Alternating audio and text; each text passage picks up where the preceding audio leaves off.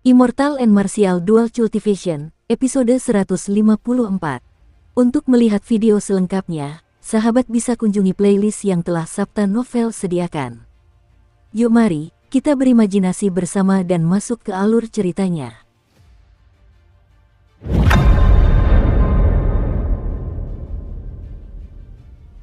Orang-orang dari Tanah Suci memang tak terduga, mereka terlalu kuat. Lautan orang di tribun penonton semuanya mendongak ke langit.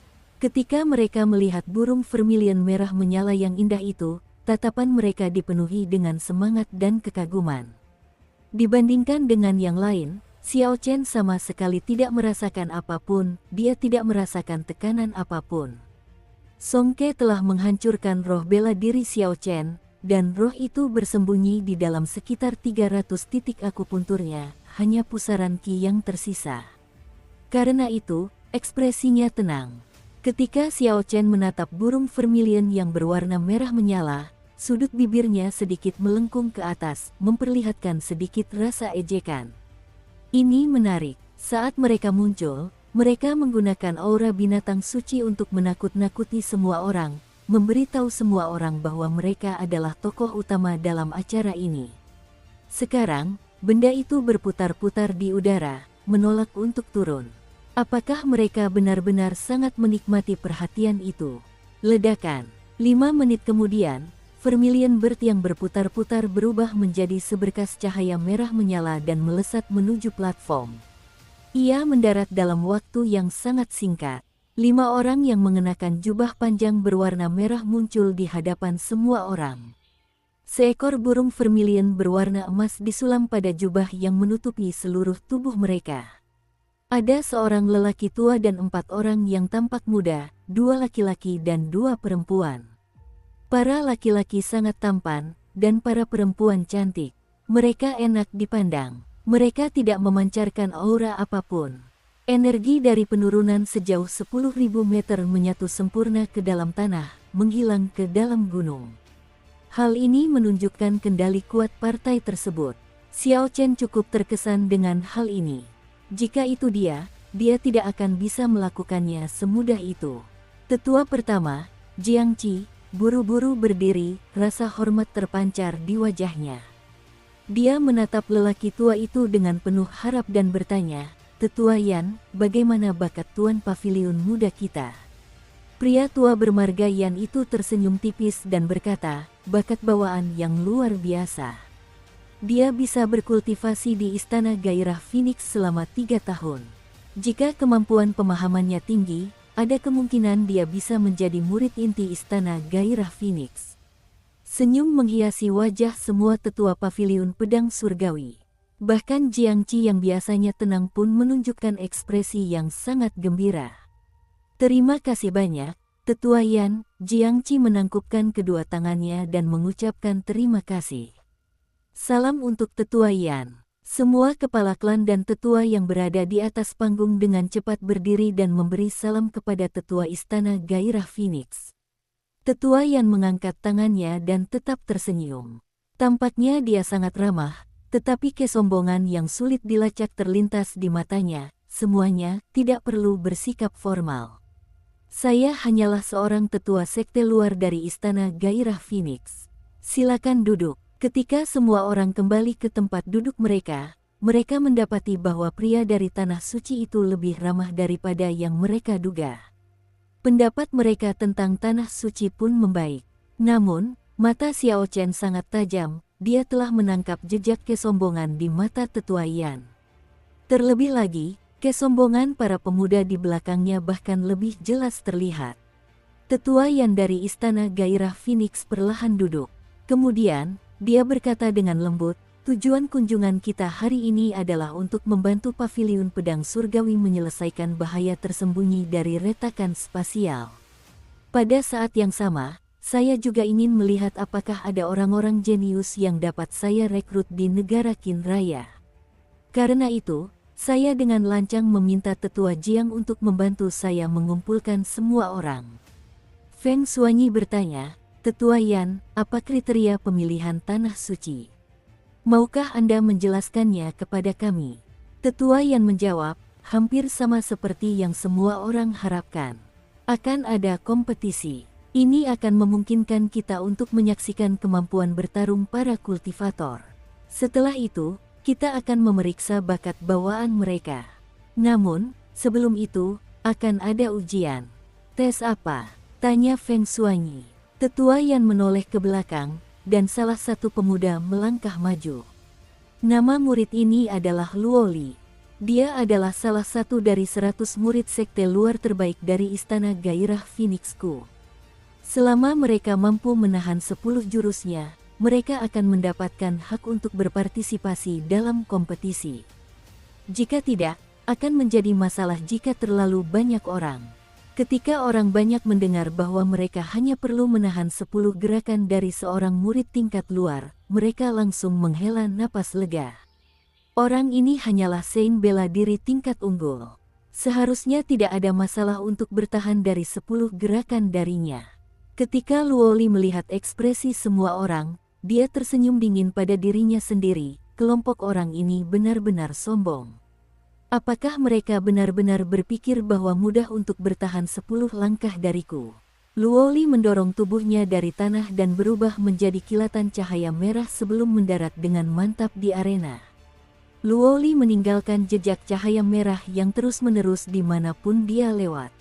Cahaya itu berkilauan dan tampak sangat indah. Tetua Yan mengangguk dan berkata, "Mari kita mulai. Jika kalian yakin dengan kekuatan kalian, kalian boleh maju dan mencoba." Mereka yang bertahan hingga 10 langkah berhak untuk berpartisipasi dalam kompetisi. Meskipun Tetua Yan tidak bersuara keras, suaranya terdengar jelas. Semua kultivator di tribun penonton dapat mendengarnya dengan jelas. Asalkan mereka mampu bertahan selama 10 gerakan, mereka berhak untuk berpartisipasi dalam kompetisi. Ketika mendengar ini, hampir semua kultivator tergoda. Mereka semua sangat bersemangat. Meskipun mereka tahu bahwa para murid Istana Gairah Phoenix kemungkinan besar luar biasa, banyak dari mereka merasa bahwa mereka bisa bertahan hingga 10 langkah melawannya. Sesosok abu-abu turun dari tribun penonton dan mendarat dengan mantap di tanah. Petani ini, dengan percaya diri akan kekuatannya, melangkah maju untuk mencoba tantangan tersebut. Kultivator berjubah abu-abu itu baru berusia 20 tahun. Ia memiliki wajah persegi, alis tebal, dan mata besar.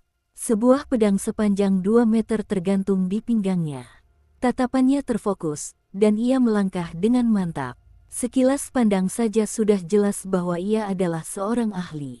Orang itu menangkupkan tangannya dan berkata, "Ye Fan dari Sekte Awan Mengalir Provinsi Xie. Mohon berikan nasihatmu." Jadi, dia adalah Ye Fan dari Sekte Awan Mengalir. Sekte Awan Mengalir dianggap sebagai sekte besar di Provinsi Xie. Ye Fan ini adalah murid terbaik mereka. Dia seharusnya membuat orang-orang di Tanah Suci menunjukkan sebagian kekuatan mereka. Ye Fan telah menjadi Sein bela diri tingkat menengah sejak lama. Seharusnya tidak ada masalah baginya untuk bertahan selama 10 gerakan. Jika dia gagal, maka lebih dari setengah dari kita di sini akan tereliminasi. Beberapa orang mengenali Ye Fan, mereka mulai berdiskusi satu sama lain dengan suara pelan. Luo Li mengenakan jubah merah, dan rambutnya berkibar tertiup angin. Secercah rasa jijik terpancar di matanya. Dia berkata dengan acuh tak acuh, "Kau tidak layak menerima nasihatku. 1 gerakan saja sudah cukup untuk mengalahkanmu. Sungguh arogan. Mari kita lihat seberapa mampunya penduduk Tanah Suci." Ketika Ye Fan mendengar kata-kata lawannya, dia sangat marah. Dia meletakkan tangan kanannya di gagang pedangnya dan dengan cepat menghunusnya. Ye Fan mengacungkan pedangnya dan mengirimkan ribuan cahaya pedang dalam sekejap mata, meluncurkannya ke arah Luo Li dalam sebuah gelombang. Bayangan pedang itu terang benderang, dan angin berhembus kencang. Setiap pancaran cahaya pedang mengandung jejak ki dingin. Dengan ribuan pancaran cahaya pedang, ada ribuan pancaran ki dingin. Suhu di arena langsung anjlok. Energi dingin meresap ke permukaan arena, melapisinya dengan lapisan es. Ini adalah bayangan pedang es dari Sekte Awan Mengalir. Ini adalah teknik bela diri tingkat bumi puncak. Tanpa diduga, Ye Fan ini telah menguasainya hingga kesempurnaan kecil. Dia dapat mengirimkan ribuan cahaya pedang dalam sekejap. Ki dingin menyelimuti cahaya pedang ini, gerakan ini tidak mudah dipatahkan. Salah satu tetua dari Sekte Pedang Berkabut di atas panggung berkomentar. Sekte Pedang Berkabut dari negara Qin Raya adalah para ahli pedang. Wawasan mereka tentang pedang jauh lebih tinggi daripada orang biasa. Semua orang setuju dengan penilaian tetua tersebut. Satu-satunya raja pedang yang duduk di sana, Feng Yuanyi, juga merasa bahwa jurus pedang ini tidak mudah dipatahkan. Meskipun Ye Fan belum memahami kondisi es tersebut, berdasarkan es yang menutupi tanah, jelas bahwa dia sudah sangat dekat untuk melakukannya. Ketika tetua Yan dari Istana Gairah Phoenix melihat ini, dia hanya tersenyum, dia sama sekali tidak khawatir. Tetua Yan berpikir dalam hati, jika Luoli tidak bisa mematahkan jurus ini, untuk apa aku repot-repot mengirimnya, hanya untuk mempermalukan diriku sendiri. Saat Luoli menyaksikan bayangan pedang es yang memenuhi udara terbang ke arahnya, sudut-sudut bibirnya melengkung ke atas. Dia menunjukkan ekspresi mengejek dan berkata, "Kau bahkan belum memahami wujud es, namun kau berani-beraninya pamer di sini. Melelehlah untukku." Setelah Luoli berbicara, api merah muncul dari kakinya. Api itu naik dari bawah kakinya dan melingkari tubuhnya. Akhirnya, api itu berubah menjadi burung vermilion berwarna merah menyala. Zizi, gelombang panas tak terlihat menyelimuti Luoli. Es di tanah berubah menjadi uap dalam sekejap. Setelah beberapa saat, bayangan pedang es yang terbang ke arahnya perlahan mencair di udara. Ketika mereka berjarak 10 meter dari Luoli, ki dingin pada cahaya pedang menguap menjadi uap. Ketika ki dingin menghilang, bayangan pedang es hancur sepenuhnya. Semua cahaya pedang secara otomatis lenyap. Semua orang di kerumunan itu tercengang, mulut mereka ternganga. Mereka tidak menyangka ribuan cahaya pedang itu bisa hancur semudah itu. Para penonton tahu bahwa bayangan pedang es tidak akan melukai Luoli. Namun, mereka tidak menyangka pedang itu akan patah sebelum dia sempat bergerak. Feng Xuanyi tercerahkan, dan dia bergumam, seorang kultivator yang belum memahami suatu tingkatan dan seorang kultivator yang telah memahami tingkatan api hingga kesempurnaan agung. Terlebih lagi, dia mendapat dukungan dari binatang suci kuno. Mereka berada pada tingkatan yang sangat berbeda. Uap menyelimuti arena, menyembunyikan Luoli dalam kabut. Huci, sesosok berwarna merah menyala melesat keluar dari kepulan uap dan menuju ke langit. Kemudian ia berubah menjadi seberkas cahaya dan menuju ke arah Ye Fan. Ayah, sebelum Luoli mendekat, dia melayangkan serangan telapak tangan. Angin dari serangan telapak tangannya menerjang udara, membuatnya meraung dan berubah menjadi badai dahsyat. Dia melepaskan kobaran api ke dalam badai ini. Dalam sekejap, serangan telapak tangan Luoli menciptakan badai api yang besar. Badai api itu bergerak aneh, tampak seperti siluet burung merah. Serangan telapak tangan ini mungkin tampak sederhana, tetapi penuh dengan misteri yang mendalam. Ketika Ye Fan memandang langit, ke arah badai api, ekspresinya berubah. Dia meletakkan dua jarinya di bagian bawah bilah pedang dan menggesernya ke atas dengan cepat. Dukung terus channel YouTube Sabta Novel. Saat jari-jarinya bergerak ke atas, cahaya pada pedang menjadi semakin terang. Ketika jari-jarinya melewati ujung pedang, cahaya pedang menjadi sangat cemerlang. Cahaya pedang itu memiliki panjang 33 meter dan tampak luas serta perkasa. Seolah-olah mampu menghancurkan badai api di langit. Tiba-tiba, Luoli, yang berada di langit, mengeluarkan teriakan perang, dan roh bela diri burung merah di dantiannya segera mengeluarkan suara merdu. Seberkas kekuatan suci melesat ke arah Ye Fan. Kekuatan suci itu sangat luas dan dahsyat, roh bela diri Ye Fan tak kuasa menahan getaran. Esensinya langsung menjadi tidak stabil. Cahaya pedang yang tajam itu menunjukkan tanda-tanda memudar. Cahaya pedang yang tajam itu menghilang setelah beberapa saat. Aku sudah tamat, pikir Ye Fan dengan ngeri. Wajahnya pucat pasi, merasa seperti tenggelam ke dalam jurang yang dalam. Bang! Badai api yang memenuhi langit menghancurkan cahaya pedang Ye Fan yang kini redup. Energi mengerikan itu menghantam Ye Fan tanpa ampun. Ye Fan memuntahkan seteguk besar darah. Dia terlempar tinggi ke udara. Kulitnya hangus hitam. Tepat pada saat itu, sesosok muncul dari badai api dan dengan keras memukul dada Ye Fan dengan telapak tangannya. Ye Fan mengalami luka lebih parah. Dia muntah darah lagi dan jatuh di luar arena.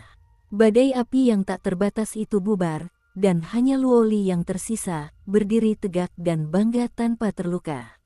Sudah kubilang aku akan mengalahkanmu dalam satu gerakan, selanjutnya. Suara ang arogan Luo Li menggema di seluruh lapangan latihan. Matahari bersinar terik di langit. Lapangan latihan yang tadinya ramai tiba-tiba sunyi senyap, tak seorang pun berbicara. Ketika kerumunan melihat Ye Fan yang terluka parah dan tidak sadarkan diri dibawa pergi oleh sekelompok tetua, mereka semua merasa takut. Bagaimana itu bisa disebut pertukaran gerakan? Xiao Chen sedikit mengerutkan kening, orang ini terlalu kejam. Bahkan jika badai api tidak dapat ditarik kembali setelah diluncurkan, serangan telapak tangan terakhir itu sama sekali tidak perlu. Namun, orang ini tetap bertindak. Jelas bahwa dia ingin memukulinya sampai setengah mati, tanpa menunjukkan belas kasihan sedikit pun. Setelah kerumunan terdiam beberapa saat, seseorang maju untuk menerima tantangan. Selalu ada seseorang yang percaya diri. Bagi mereka, bertahan selama 10 gerakan tidak tampak sulit. Setelah mereka lulus ujian, ada kemungkinan untuk bergabung dengan Tanah Suci. Saat itu, mereka bahkan mungkin menjadi sekuat Luo Li. Orang yang turun itu sedikit lebih kuat dari Ye Fan. Dia sudah memahami kondisi angin hingga tingkat kesempurnaan kecil.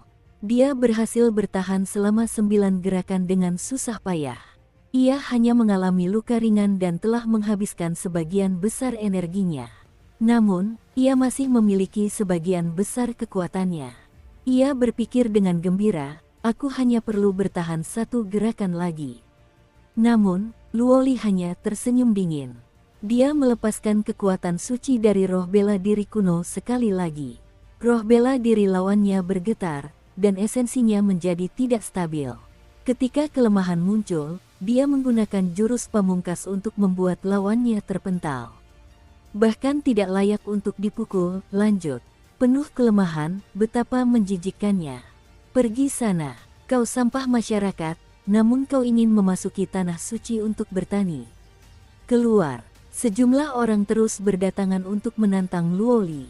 Namun, ia mengalahkan mereka semua.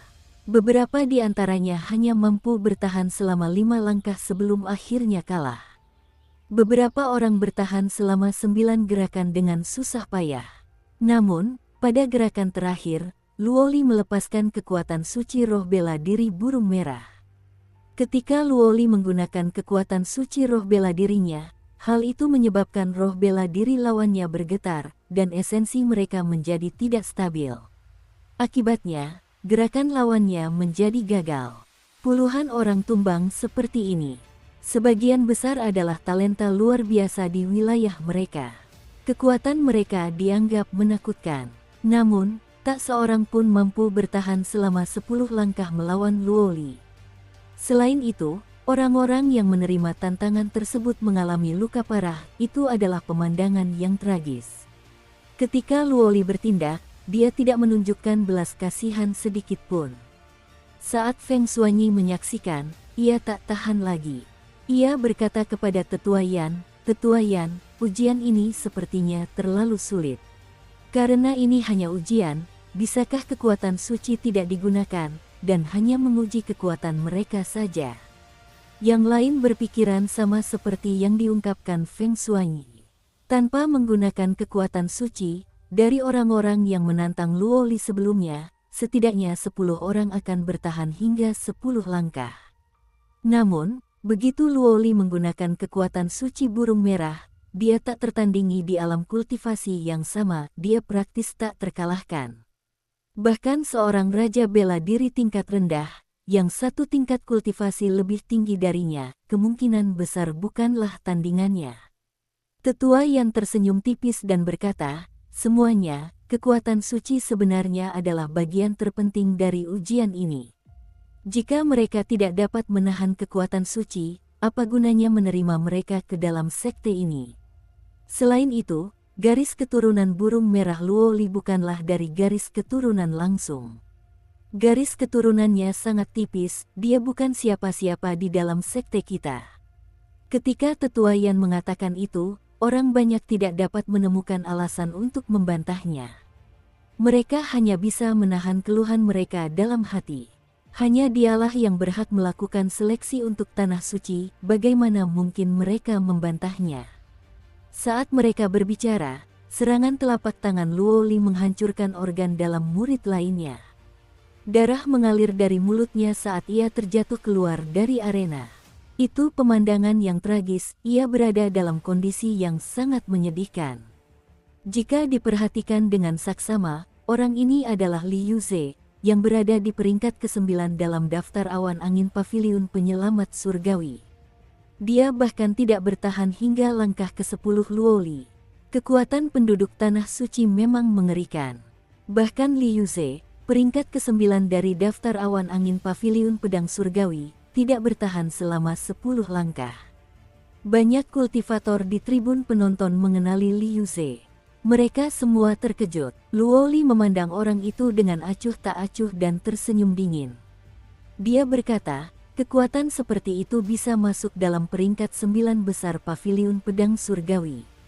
Peringkat paviliun pedang surgawi tidak ada artinya jika sampah seperti itu bisa berada di dalamnya. Ketika banyak murid paviliun pedang surgawi mendengar ini, wajah mereka semua memerah. Mereka merasa terhina dan sangat marah. Mereka semua ingin melompat turun dan memberi pelajaran pada orang itu. Namun, ketika mereka memikirkan kekuatannya, mereka merasa tak berdaya. Jika kakak senior Murong tidak pergi, orang ini tidak akan begitu sombong. Menggunakan kekuatan suci sama saja dengan menindas, kata banyak murid paviliun pedang surgawi dengan marah. Ketika Jiangqi, yang berada di atas panggung, mendengar kata-kata Luoli, ekspresinya berubah menjadi agak tidak menyenangkan. Tetua Yan tersenyum dan berkata, Tetua Jiangqi, jangan hiraukan dia. Anak muda memang sering pamer seperti itu. Ketika Jiangqi melihat Tetua Yan memihak perkataan Luoli, dia tertawa malu dan memberi isyarat bahwa tidak ada kerugian yang terjadi. Lalu, dia menatap Xiao Chen. Setelah berpikir sejenak, dia berkata, Ye Chen, pergilah dan bertukar gerakan dengan murid brilian dari tanah suci ini. 10 gerakan terakhir saja sudah cukup. 10 langkah terakhir. Baiklah kalau begitu, Xiao Chen menatap Luoli yang memperhatikannya dengan tatapan mengejek. Ye Chen, hati-hati, kata Liu Ruyue dengan cemas sambil memegang tangan Xiao Chen di bawah meja teh. Xiao Chen menoleh dan menatap Liu Ruyue. Wajahnya yang halus dan biasa tidak menunjukkan rasa takut. Dia tersenyum lembut dan berkata, tidak apa-apa. Dia bukan tandinganku, aku bisa mengalahkannya dalam 3 gerakan. Huci. Xiao Chen perlahan berdiri dan mendorong tubuhnya dari tanah. Dia berubah menjadi seberkas cahaya ungu dan langsung mendarat di arena. Itu Ye Chen. Ye Chen telah mengambil alih. Tanpa Murongcong, Ye Chen bisa membela kita. Memang benar. Bagaimana bisa kita melupakan Ye Chen? Ye Chen mengalahkan Murongcong, dia pasti bisa bertahan hingga 10 langkah. Ye Chen, jangan mengecewakan kami. Ketika para murid paviliun pedang surgawi melihat Xiao Chen berjubah putih mendarat di arena, perasaan tak berdaya mereka lenyap dan mereka semua menjadi bersemangat. Mereka semua tidak kehilangan harapan dan berteriak kegirangan. Li Yuze, yang berada di bawah peron, tersentak ketika melihat Xiao Chen muncul. Dia Ye Chen. Aku sering mendengar namanya di provinsi Xie akhir-akhir ini. Dia membunuh binatang buas jahat di Sungai Naga Hitam. Pada saat itu, Ye Chen tidak hanya membunuh paus tuna hitam, tetapi dia juga membunuh seorang ahli dari generasi senior, Yue Mingshan, yang mengejarnya untuk membunuhnya. Sebelumnya, aku pernah mendengar tentang seorang pemuda bernama Ye Chen. Dia berkeliling dan membunuh banyak binatang roh tingkat tinggi.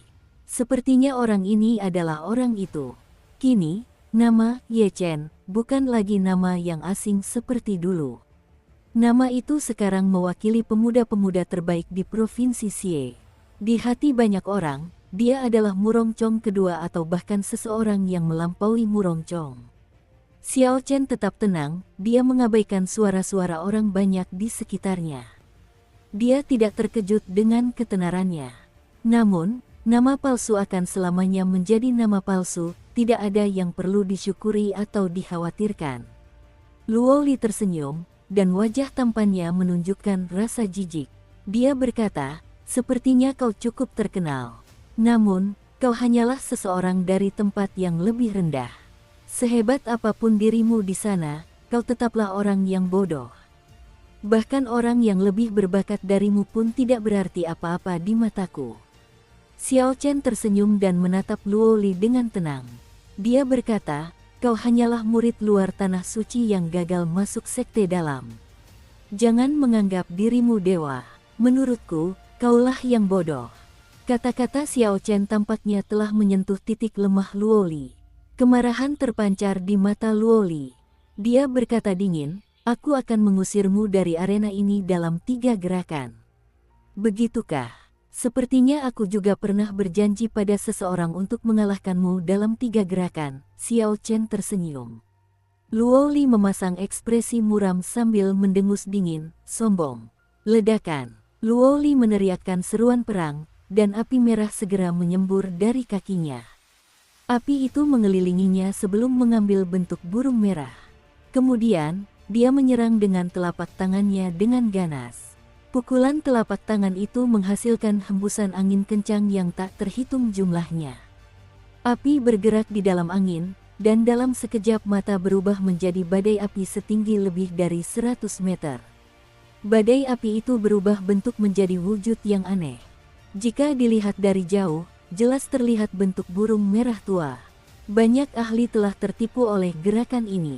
Luo Li menggunakan kekuatan burung merah untuk membentuk kekuatan yang dahsyat dan menghancurkan. Mata Xiao Chen berbinar, dan dia memasang ekspresi penuh tekad. Dia meletakkan tangan kanannya di pedang bayangan bulan dan baru menghunus pedangnya ketika badai api tepat berada di depannya. Gemuruh. Tiba-tiba, suara gemuruh petir menggema di langit yang tenang. Kilat ungu menyambar udara dan meresap ke dalam lunar Shadow Saber. Pedang putih salju itu langsung memancarkan cahaya ungu. Xiao Chen melesat maju dan menebas. Pedang itu menembus kepala burung vermilion. Xiao Chen bermaksud menetralisir gerakan ini dengan satu serangan. Pedang tajam ini mengandung kekuatan petir yang paling murni. Tidak ada yang tidak bisa dipotong oleh pedang ini.